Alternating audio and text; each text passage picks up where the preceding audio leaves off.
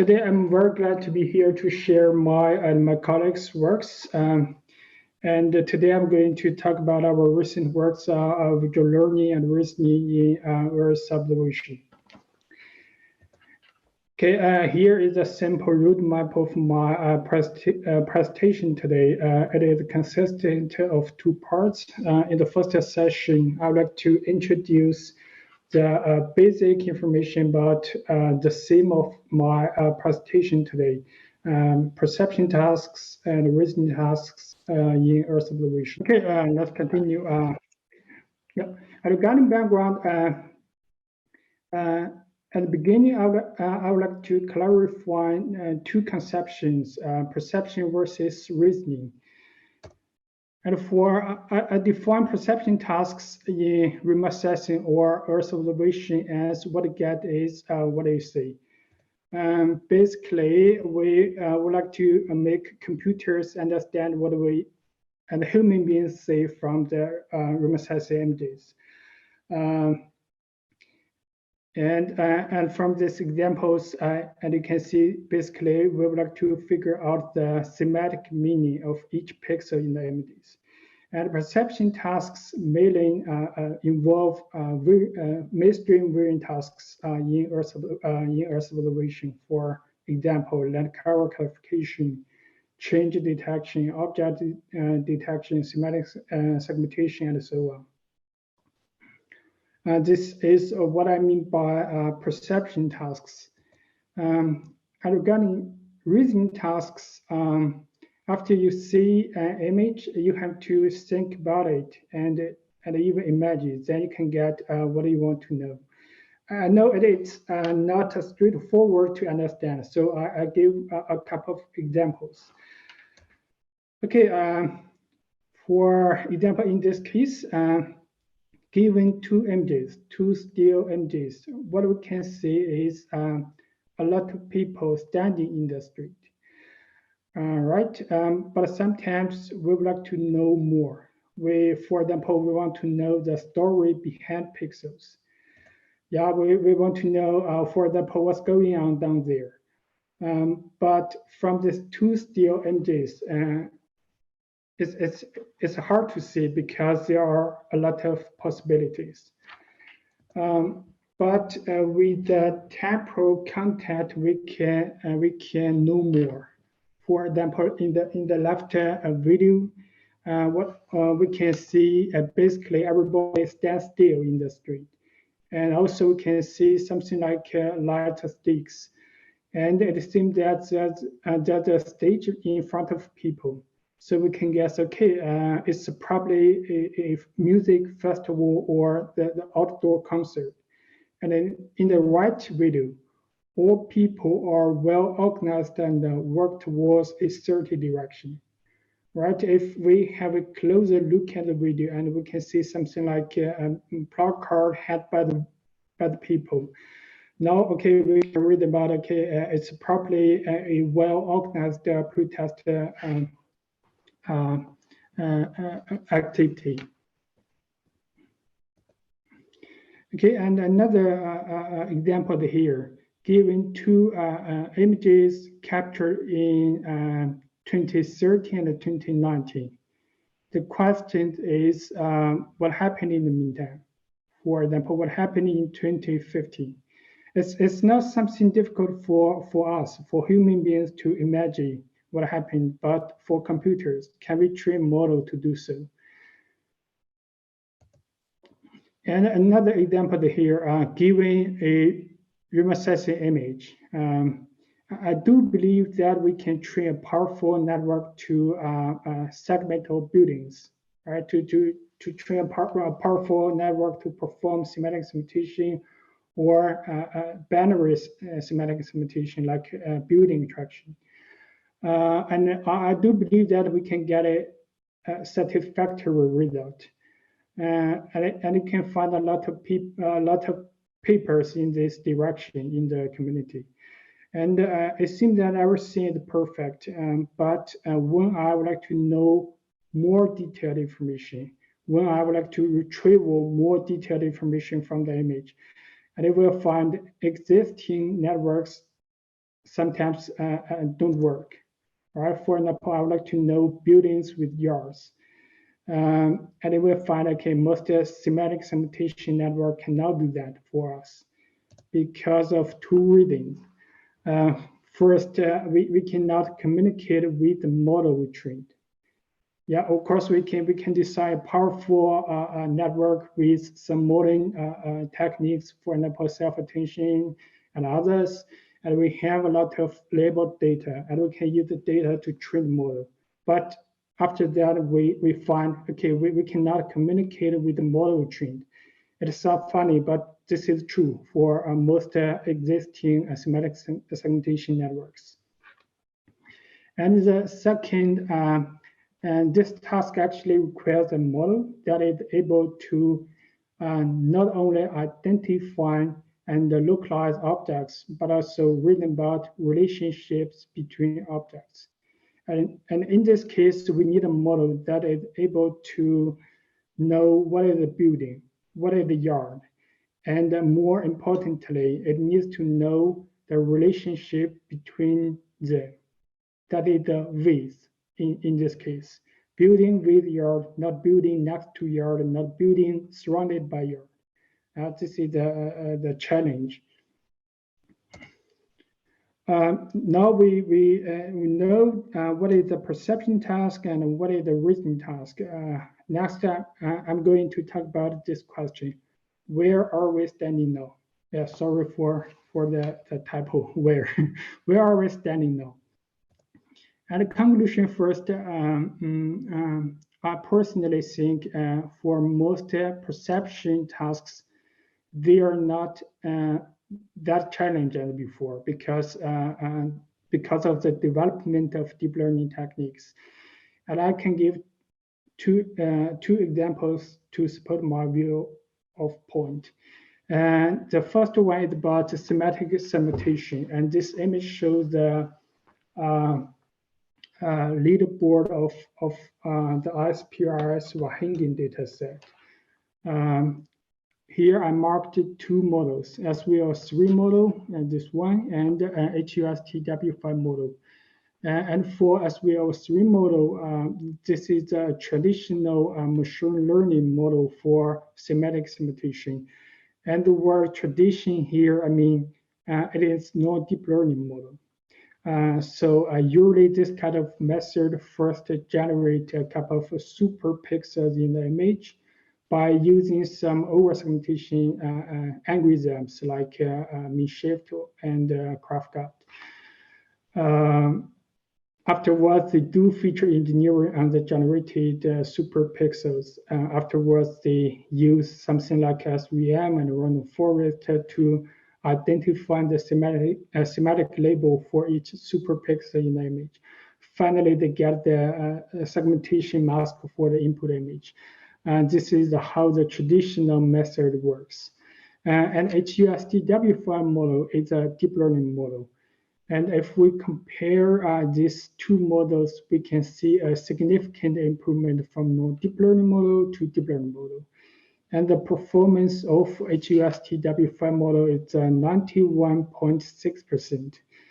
I would say this number is very high. I don't think there's a big difference or essential difference between 91% and 92% in this task and in this data set.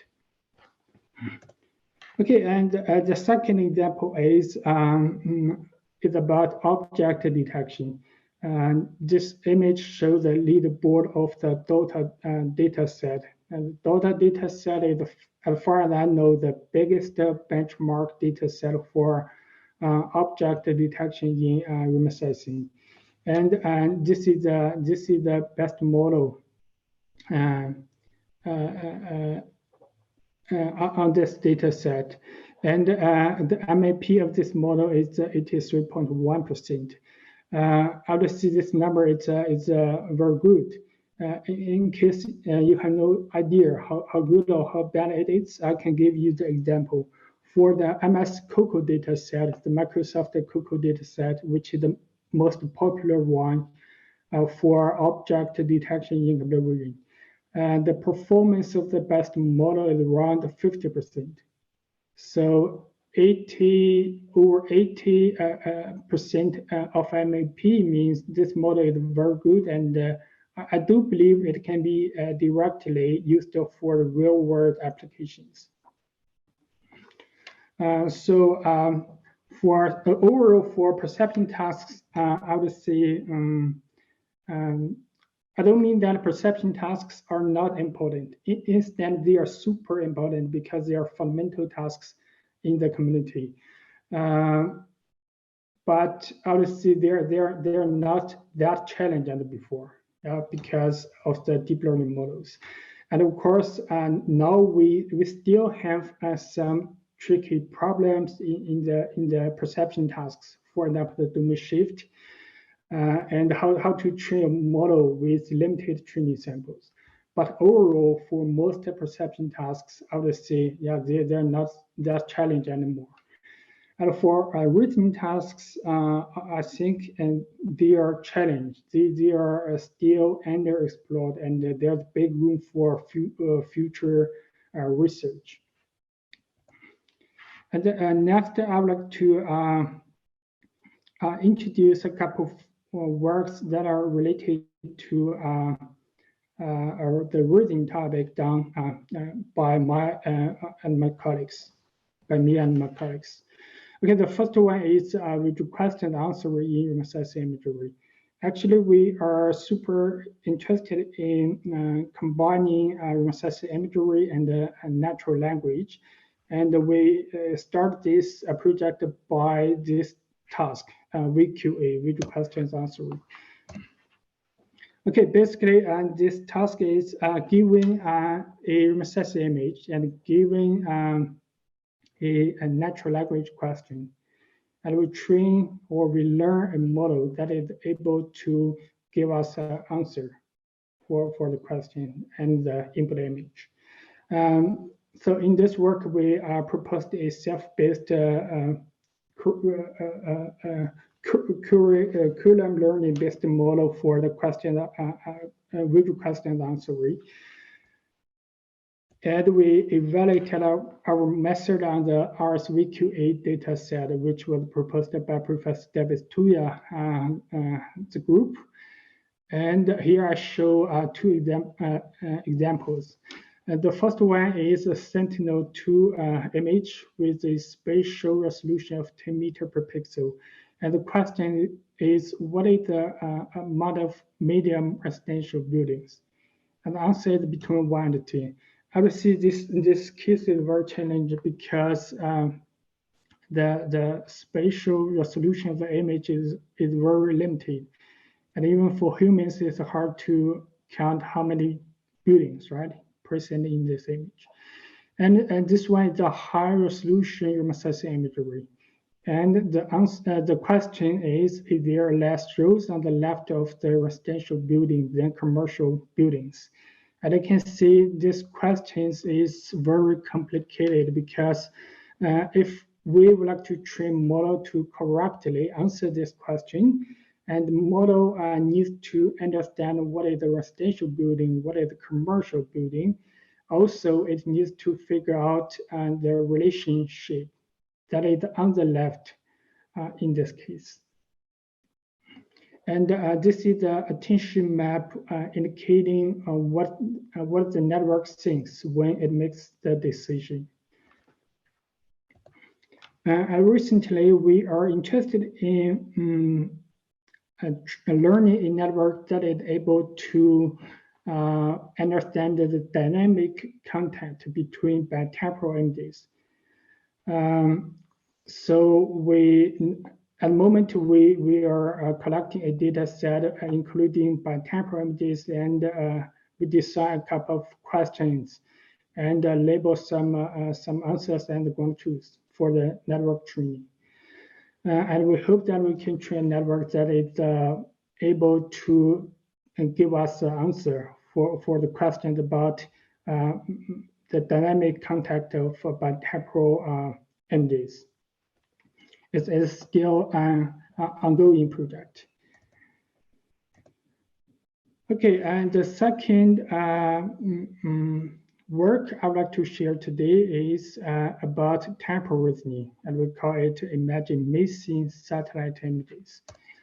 If you still remember the example, the second example I given in the background session, and the task here is giving a couple of satellite images with the time, and we would like to train a model to predict the image for a certain time that is and the image is unknown. To this end, we devise a network to model temporal relationships in satellite image time series by learning a latent space as well as time embeddings. Moreover, we hope that the model can handle arbitrary time steps between images. And here I would like to show some results we just got. And this one about the city of Dalian in China. Given two satellite images captured in 2013 and 2019, and this is the prediction of our model, and this is a true image. As you can see, the details are not perfect, right? But it seems that the network knows, okay, there should be, or there is a big progress in the airport construction in 2015. And this example is about interpolation. And we know that this model is actually able to do extrapolation. And this example shows the result of this case. And given two images captured in 2013 and 2019. And this time we asked the model to predict the image for the year of 2025. And this is the prediction of the model. If we have looked at the prediction image, and we can see that, okay, network predicts that there will be more human activities in these regions, in the state of Jakarta, Indonesia. But of course, we don't know whether it is right, because it is about future. And apart from the interpolation and extrapolation, we realized that this model can be also used for imprinting. For example, in this case, given two images captured in 2017 and 2019, and this time we also have the image for the year of 2018. But this image was covered by shadows and clouds. And of course, we don't need these objects, right, in the images. So we asked the model to predict a clean image for the year of 2018, and this is the prediction without any shadow areas and the clouds. And this is a true image. And then the next work is about reasoning about 3D building structure from molecular remote sensing imagery. And the background of this project is that given a single remote sensing image, if our targeted building, what can we do?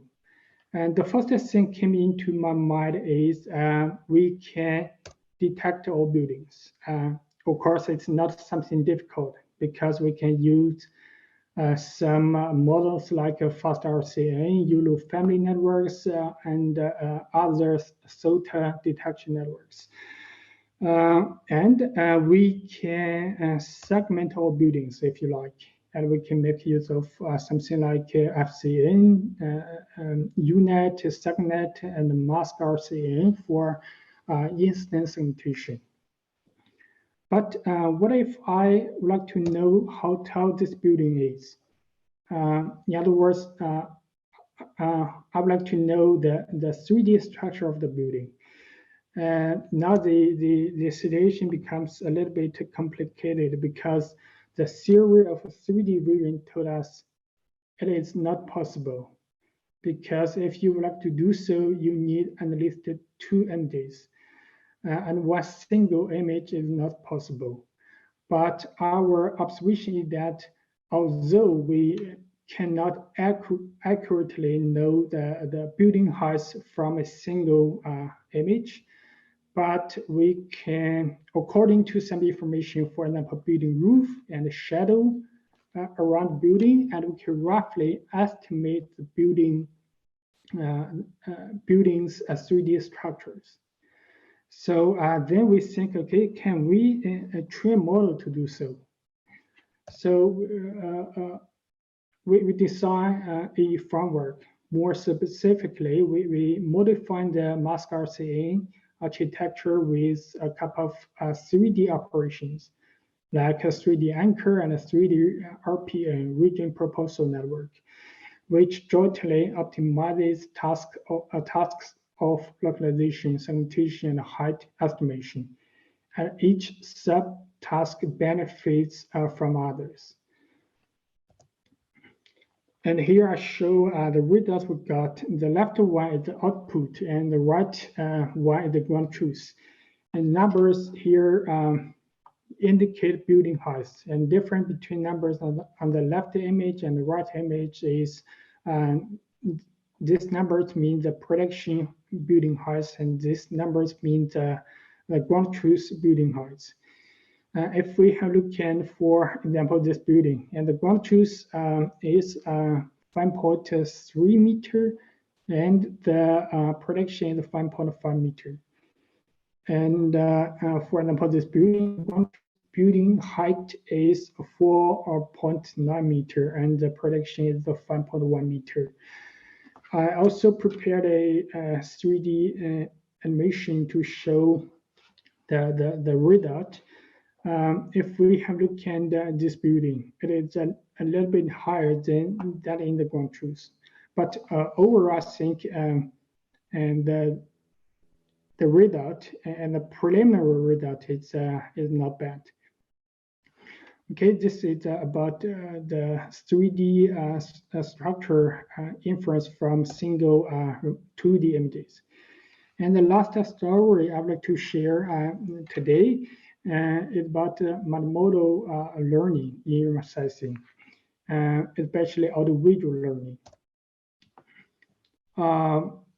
The motivation of this project is that we actually sense our world, our surroundings by different modalities.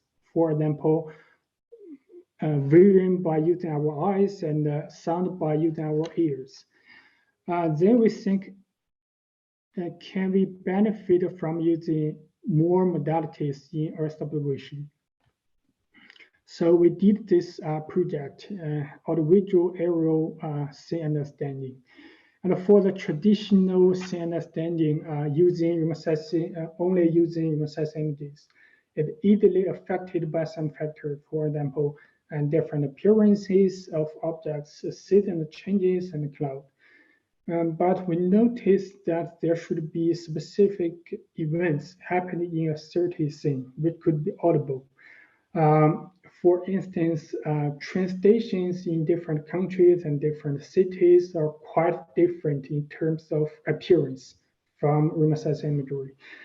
But no matter which train station you stay in, you can always hear the same or similar sound events like people walking, people talking, broadcasting. Right, so we think maybe sound help to read about the same category. And in this work, we are interested in this question: can we utilize pairwise audio and visual information to advance aerial understanding performance? So we collected a data set, and we proposed a couple of methods to fuse information from different modalities. Here, I'm not going to go to technical details, but if you are interested in them, please refer to our paper. So let's see the results directly. And NA only here. NA means we only use audio data. NV means we only use remote sensing images and input.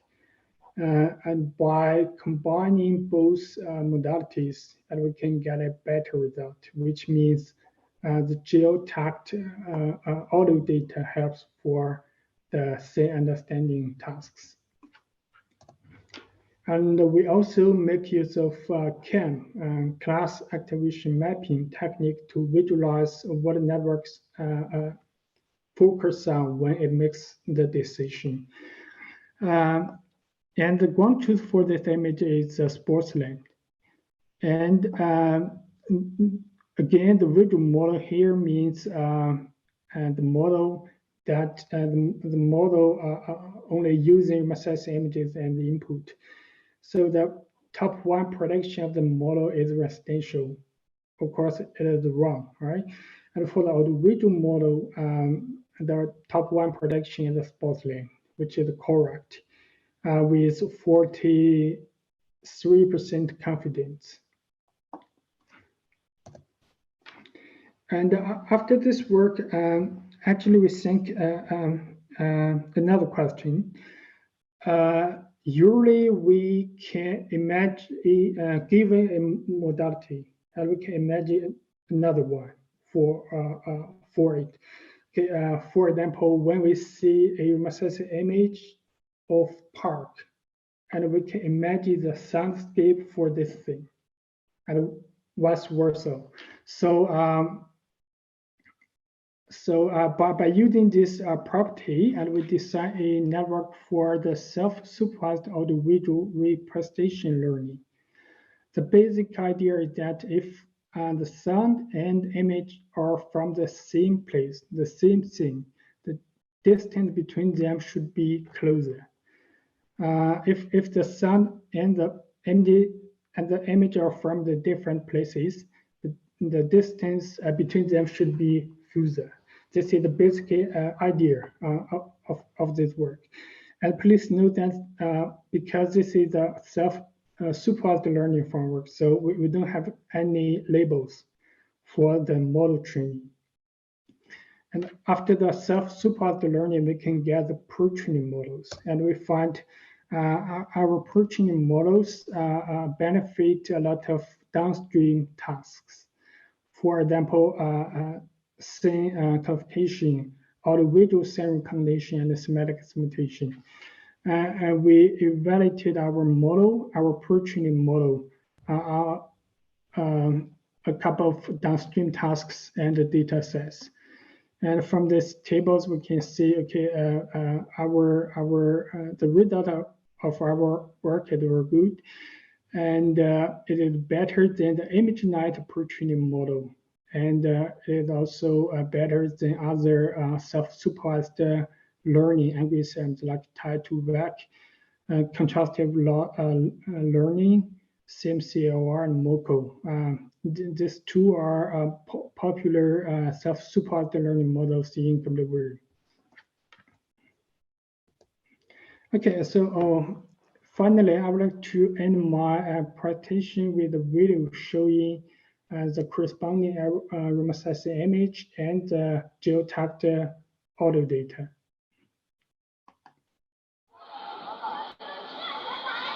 And this is the park. You can hear some sound like children laughing. This is the highway.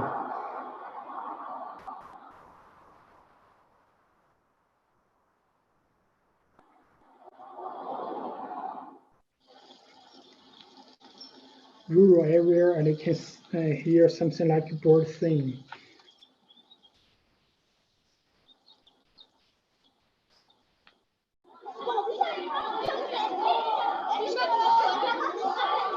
Residential area, people talking and walking. Okay, last I would like to tell you that the sound you just heard are not real. Actually, they are generated by our pre-training models. Okay, that's all of my presentation today, and thank you very much for your attention.